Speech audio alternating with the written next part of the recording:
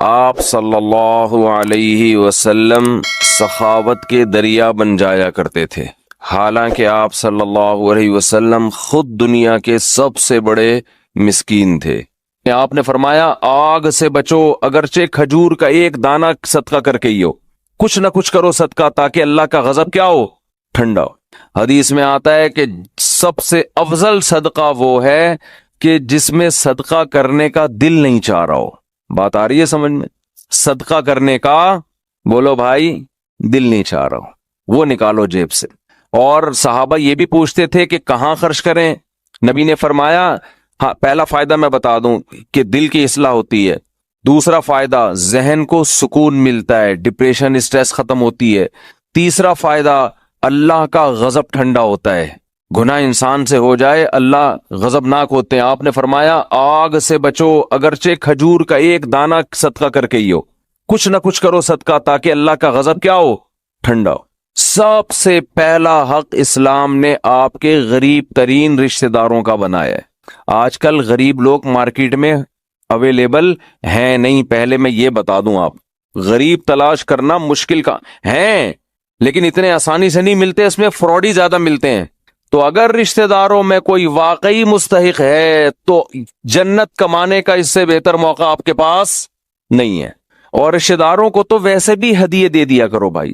بہن بھائیوں نے آپس میں پیسوں کے تبادلے چھوڑ دیے، دعوتیں ہو رہی ہیں جن کا کوئی فائدہ نہیں ہے، بلا کے اتنا قورمہ دیکھ پکا کے سب کو کھلا دیا، وہ پہلے اپنے گھر میں نہیں کھا رہا کیا بیٹھ کے؟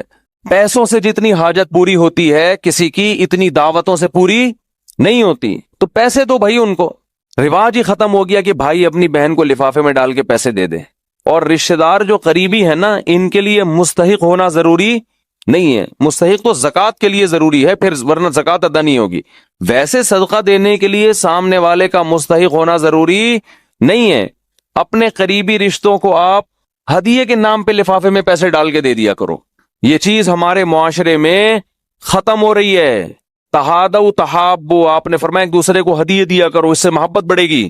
بجائے دینے کے کیا کر رہے، الٹا کھا رہے ہیں۔ تو سب سے پہلا حق کس کا ہے؟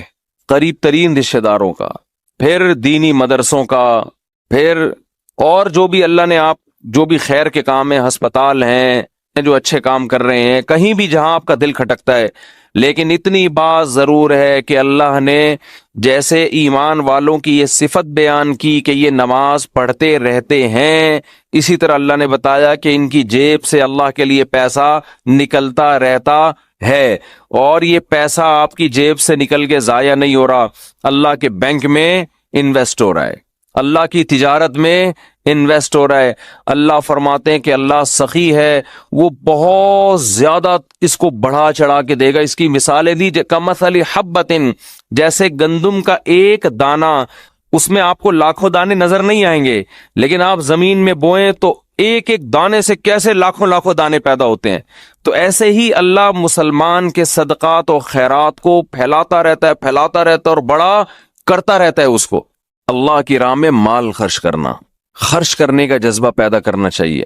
الذین ينفقون اموالهم ابتغاء مرضات اللہ وتثبیتا من انفسهم، سورہ آل عمران میں اللہ کا نے ارشاد فرمایا کہ نیک بندے اللہ کی راہ میں مال خرچ کرتے ہیں دو کاموں کی وجہ سے، ایک اللہ کو راضی کرنے کے لیے، وتثبیتا من انفسهم، اور ایک اپنے آپ کو دین پر مضبوط کرنے کے لیے، اپنے دل سے دنیا کی دولت کی محبت نکالنے کے لیے۔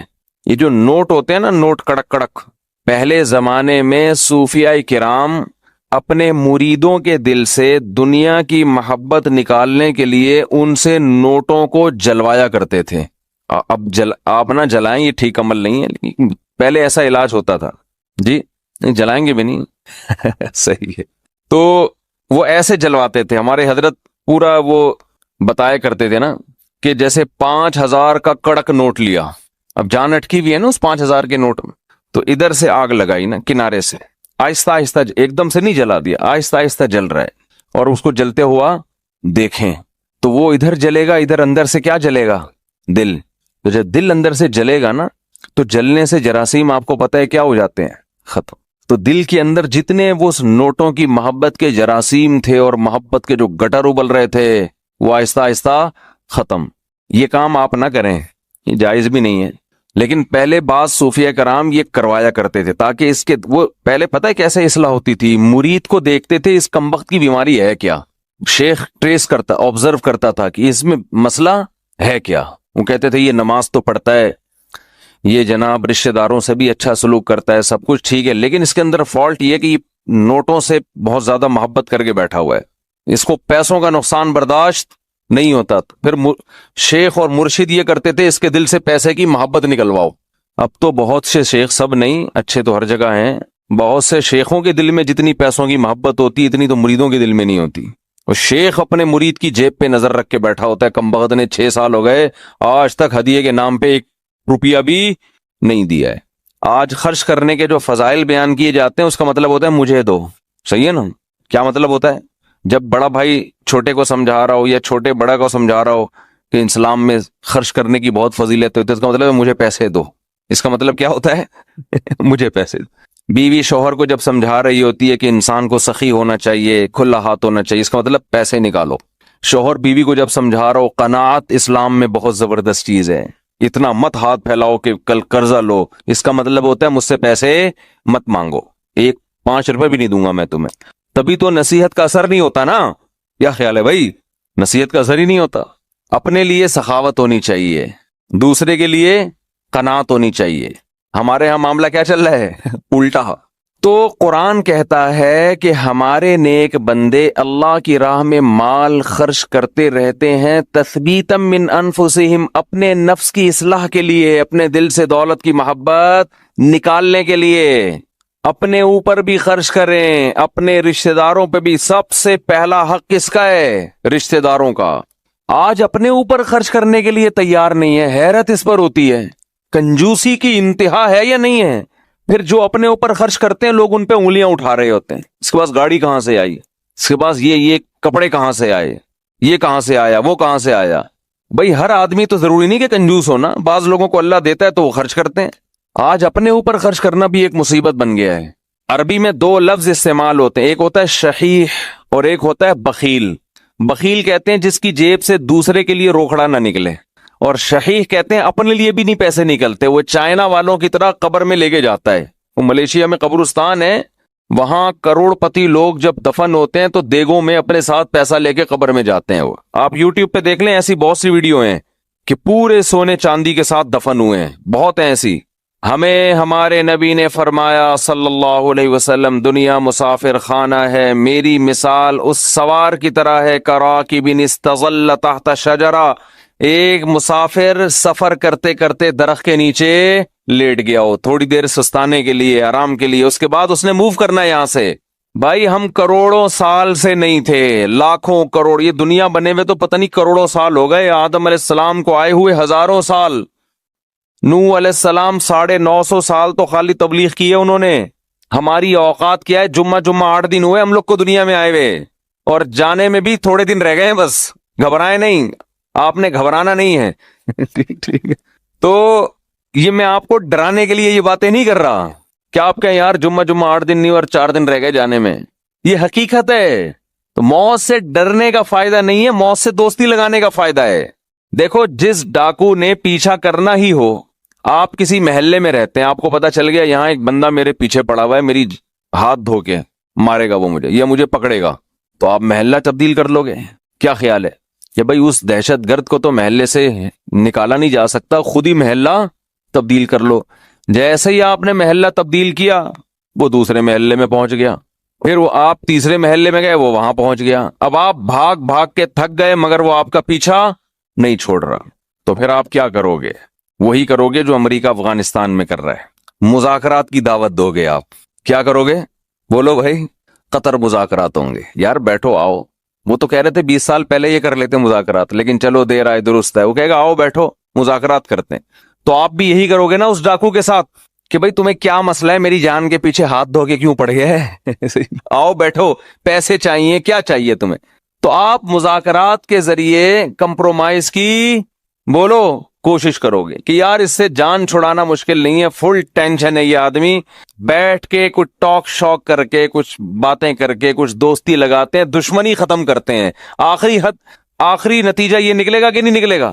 تو قرآن کہہ رہے کوئی عام ڈاکو تمہارے پیچھے کیا لگے گا، انما تکونوا یدرککم الموت، موت جیسے تمہارا پیچھا کر رہی ہے نا، پیسے دنیا میں پولیس کسی کا پیچھا نہیں کرتی، سمجھ رہے ہیں، وہ بھی ایک وقت کے بعد آ کے چھوڑ دیتی ہے۔ موت ایسا پیچھا کر رہی ہے، یدرککم الموت، قرآن کہتے ہیں موت ایسے پکڑے گی تمہیں، آ کے ادراک کرے گی تمہارا۔ وہ جس دن سے پیدا ہوئے ہیں اسی دن سے پیچھے پڑی ہوئی ہے، اور اس نے بہت کوشش کی ہم کو قبر میں اتارنے کی۔ بچہ جب پیدا ہوتا ہے کئی حادثات اس کی زندگی میں آتے ہیں، بچ جاتا ہے، کئی بیماریاں حملہ کرتی ہیں، بچ جاتا ہے، جوانی میں آتا ہے کئی دفعہ حادثے ہوتے ہیں، بائک سے گرا، ایکسیڈنٹ ہوا، یہ ہوا وہ بچ گیا۔ وہ تو اس وقت سے اڑنگیاں دینے کی کوشش کر رہی ہے۔ اڑنگی سمجھتے ہیں، جب ہم اسکول جاتے تھے نا تو ایک دوسرے کو اڑنگی دیتے تھے ہم۔ اب تو بچے اسکول بھی ایسے تمیز سے جا رہے ہیں، تمیز سے آ رہے ہیں، کوئی نہ اڑنگی نہ کوئی شرارت، تو ان میں کوئی صلاحیت ہی پیدا نہیں ہو رہی، ایسے ممی ڈیڈی ٹائپ کے بچے نکل رہے ہیں۔ ہمارے دور کے اسکول تھے، مزہ آتا تھا اسکول میں، اتنا بھاری بھرکم بیگ لٹکا کے اسکول جاتے تھے، ساتھ والے کو شرارت ہوئی، تھوڑا سا آگے گئے، اس نے تھوڑا سا ٹانگ میں یوں کیا، جو ہے نا آگے گرے، پھر ہم بدلہ لینے کے پیچھے پڑے ہوئے تھے، اب ہم بھی اڑنگی دیں گے۔ راستے میں ہی پھڈا ہو رہے ہیں، گتم گت مار رہے ہیں ایک دوسرے کو، پھر سلو ہو رہی ہے، پھر جا رہے ہیں۔ اس طرح سے ہم پونے گھنٹے میں اسکول پہنچتے تھے، پھر لیٹ ہونے کی وجہ سے پی ٹی ماسٹر کھڑے ہوئے ہوتے تھے وہاں پہ، ان کے سامنے ہاتھ پہ اب ڈنڈے کھاؤ، لیٹ کیوں پہنچ، اس سے ہاتھ مضبوط ہوتے تھے، حقیقت ہے نا۔ تو شوز اتارتے تھے ایک دوسرے کے، بھائی شوز پہنے ہوئے ہیں نا، پیچھے اس کے تھوڑا سا پاؤں رکھیں خود ہی اتر جائیں گے، آپ کو اتارنے کی ضرورت۔ اب وہ بیٹھ کے جناب شوز کو صحیح کر رہا ہے، پھر لڑائی ہو رہی ہے، پھر بڈا ہو رہا ہے۔ ایک بچہ کافی دیر سے نا اس کا ہاتھ نہیں جا رہا تھا گھنٹی پہ، ایسے اچھل اچھل کی کوشش کر رہے، ایک بڑے میاں گزرے، انہوں نے بجا دی گھنٹی، اور بچے سے پوچھا بیٹا ہاں بتاؤ کیا کہہ رہے ہیں، اب بھاگو اب کیا کرو، جو کام میں کر رہا تھا مجھ سے ہوا نہیں، آپ نے کر دیا، اب کیا کرنا ہے، بھاگو۔ یہ ہوتے تھے پہلے کے بچے۔ اب وہ ویڈیو گیم کھیل کھیل کے بچوں کی صلاحیتیں برباد۔ خیر، تو جب جیب سے پیسے نکلیں گے، نکلتے رہیں گے، نکلتے رہیں گے، نکلتے رہیں گے، تو دل سے دنیا کی محبت ختم ہوگی۔ او بھائی مسافر خانہ ہے، سفر کے دوران اگر آپ کو کچھ پیسے ملے ہوئے ہوں اور آپ کو پتا ہو کہ یہ ٹرین سے اترتے ہی واپس لے لیے جائیں گے، تو آپ کوشش کرتے ہو کہ اترنے سے پہلے ہی سارے کھا پی کے ختم کر دو۔ ایسا ہوتا ہے کہ نہیں ہوتا؟ تو بھائی ادھر قبر میں جاتے ہی یہ کفن میں جیب ہوتی ہے نہیں ہوتی نا جیب، تو آگے خالی ہاتھ جانا ہے۔ بچوں کی فکر کرتے ہیں لوگ بہت زیادہ، بچوں کا کیا ہوگا، بچوں کے لیے کچھ بنا بنو کے تھوڑا بہت کر دو بس، اور پھر بے فکر ہو جاؤ، دماغ کو ہٹاؤ ہر ان کاموں سے۔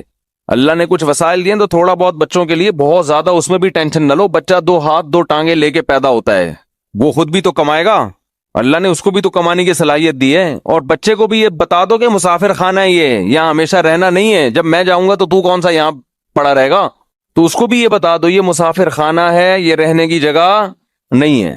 تو میں اپنے چھوٹے بچوں کو صبح سحری کے وقت یہ سمجھا رہا تھا نا کہ دیکھو ہم سب نے مرنا ہے۔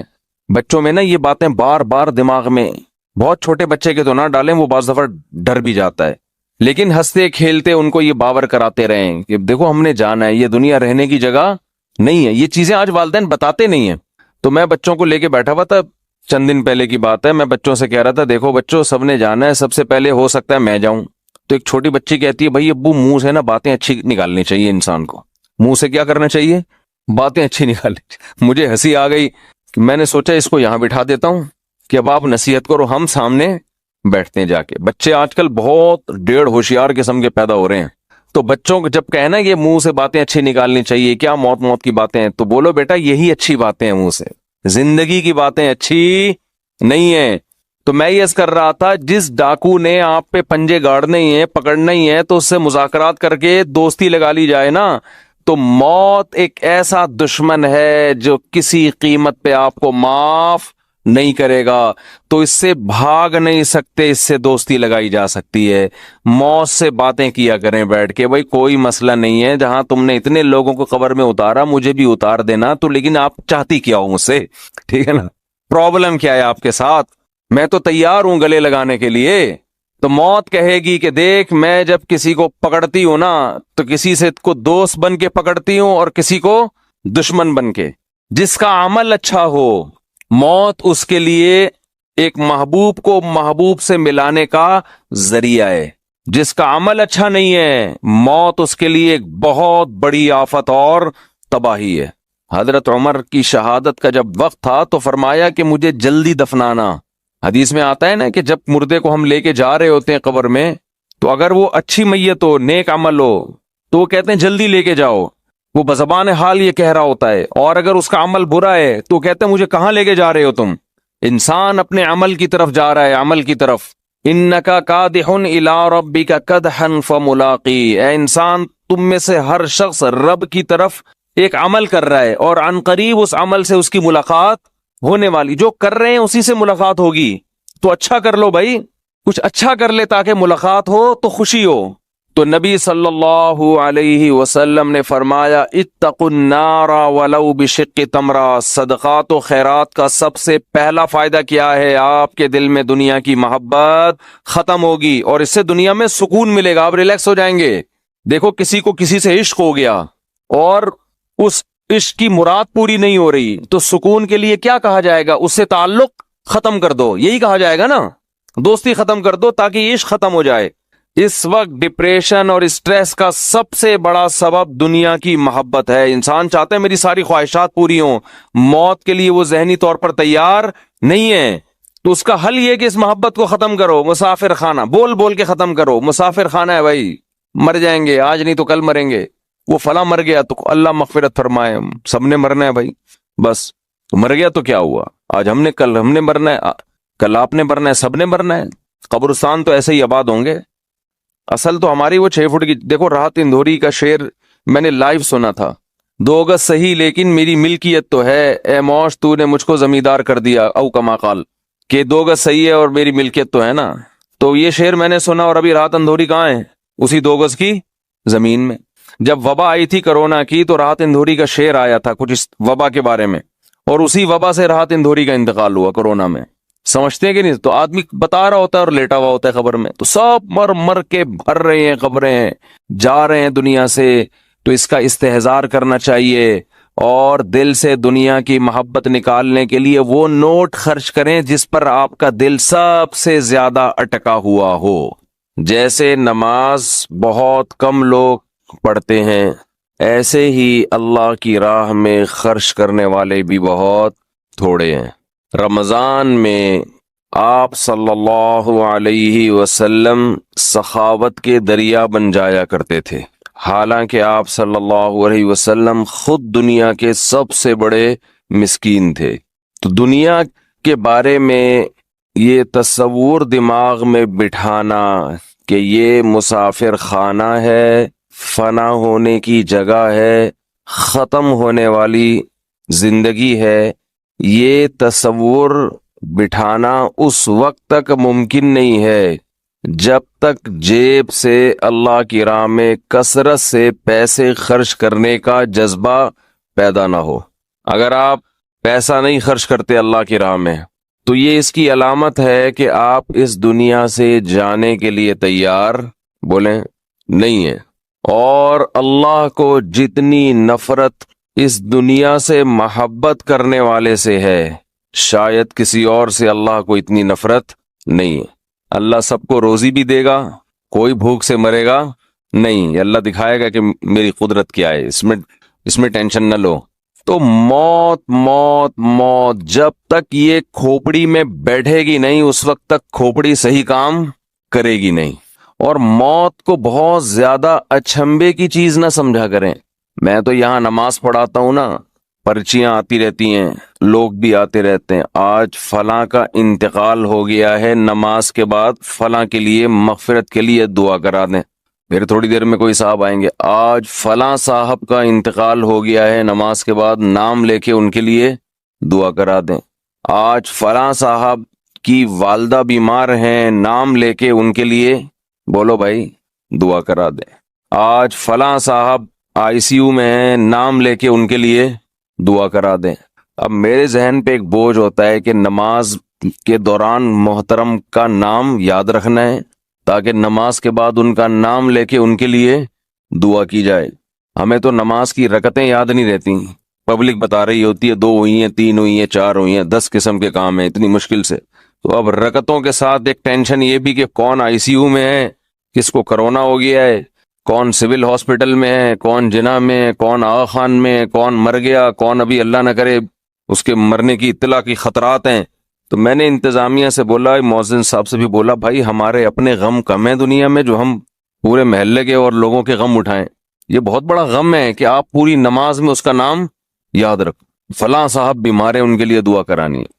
تو دعا تو کرانی چاہیے، اس میں ایک تھوڑی سی اصولی بات یاد رکھیں، یہ بات چل پڑی ہے تو میں بتا دوں۔ اجتماعی دعا اسلام میں جو زیادہ اہم ہے دعاؤں میں، وہ انفرادی دعا ہے، اجتماعی نہیں ہے۔ اجتماعی دعا کبھی کبھار، تاکہ لوگوں کو دعا مانگنے کا سلیقہ ہے کہ بھئی ایسے دعا مانگی جاتی ہے، دعا کے الفاظ یہ ہوتے ہیں۔ اصل جو دعا مانگنے کا طریقہ ہے وہ انفرادی ہے۔ ادعو ربکم تضرعا وخفیہ، اپنے رب کو پکارو عاجزی کے ساتھ اور چپکے سے۔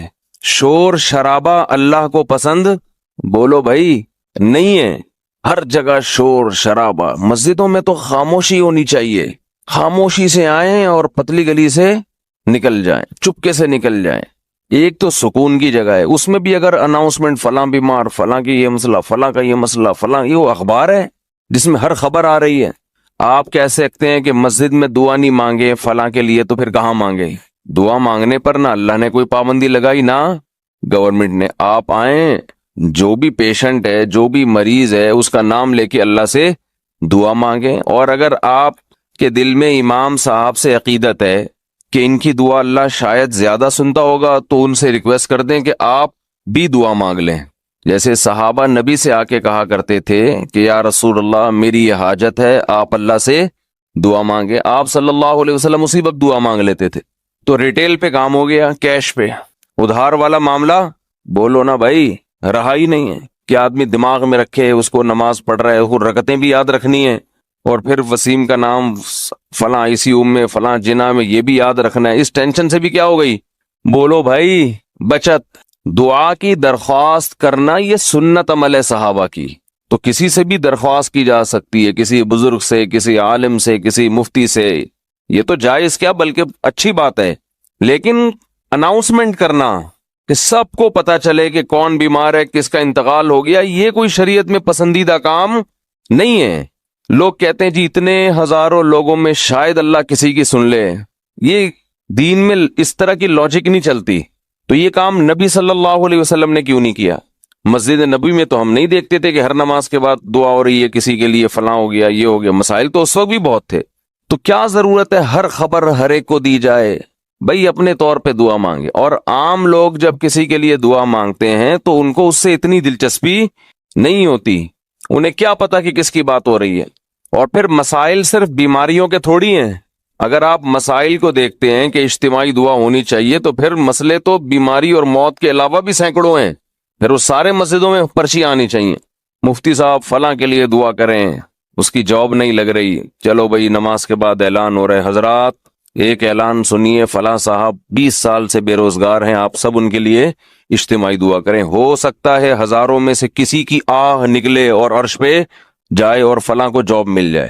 پھر پرچی آئے گی، مفتی صاحب اب کیا بولوں میں، دیکھو اب مسائل تو پھر ہر طرح کے ہیں نا گھر میں، ابا مان نہیں رہے ہیں، تو اب میں دعا کروں اے اللہ فلاں آدمی، نام بھی لوگ کہتے ہیں، فلاں کی فلاں سے سیٹنگ چل رہی ہے، کباب میں ہڈی ابا بنے ہوئے ہیں، اے اللہ ابا کو ہدایت عطا فرما۔ ہو سکتا ہے کسی کی اس کی بھی سیٹنگ چل رہی ہو اور اس کی آہ نکلے، وہ سمجھتا ہو اس کے غم کو۔